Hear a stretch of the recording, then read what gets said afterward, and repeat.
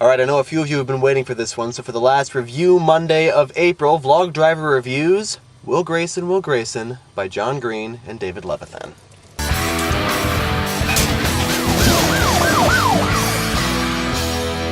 Now, most of you have probably already heard the premise to this novel, but I'll give it again for the uninitiated. The story is about two people, both of them named Will Grayson. The first Will Grayson is written by John Green, and the second Will Grayson is written by David Levithan. And I'm saying that now because I'm probably going to refer to them from here on out as the first Will Grayson and the second Will Grayson. They both live in different Chicago suburbs. One lives in a fairly rich suburb and one lives in a fairly poor suburb. David Levithan reflects Will Grayson's number two's view of the world as being different from Will Grayson number one's view of the world by writing in a completely different style. When David Levithan is writing the story, there are no capital letters and all quotations are done in kind of a script form with the person talking, colon, and then what they said, which gives us a completely different view of how he sees things. However, for all the differences between these two characters, they have a lot of similarities as well. The main one being that both of them have kind of disappeared into themselves. For example, the first Will Grayson has come up with two rules that he plans to follow religiously.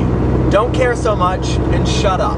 And the second Will Grayson, even though he doesn't have those rules, still pretty much follows those rules. So it's basically two separate stories that are going towards the same end. The thing that ties these two Will Graysons together ultimately is Tiny Cooper.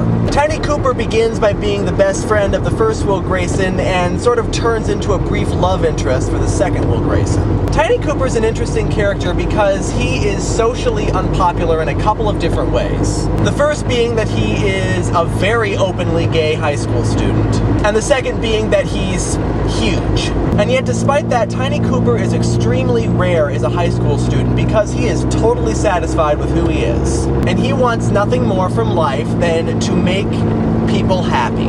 And when it comes right down to it, Will Grayson is a romance, but it's not a traditional romance. It's a romance between both Will Graysons and Tiny Cooper. And it's kind of a realization from both Will Graysons that they love this big gay friend of theirs, even though they might not necessarily have romantic feelings for him. And in fact, there are romantic intrigues in both stories, but what's interesting about these is that the relationship with Tiny Cooper from both sides is always much stronger than the romantic intrigues that are going on. One of the other things I really like about this novel is the way that both authors take typical generic phrases that we've heard and kind of give new meaning to them. For the first Will Grayson, it's the phrase he uses at the beginning. You can pick your friends and you can pick your nose, but you can't pick your friend's nose. And he spends the story basically telling us how this isn't true. Because he didn't pick Tiny Cooper as his friend. He would never have picked Tiny Cooper to be his friend, and yet Tiny Cooper became his friend. And it turned into a very, very strong friendship. For Will Grayson number two, it's trial and error. Keep trying, keep trying, keep trying until you find what you're looking for.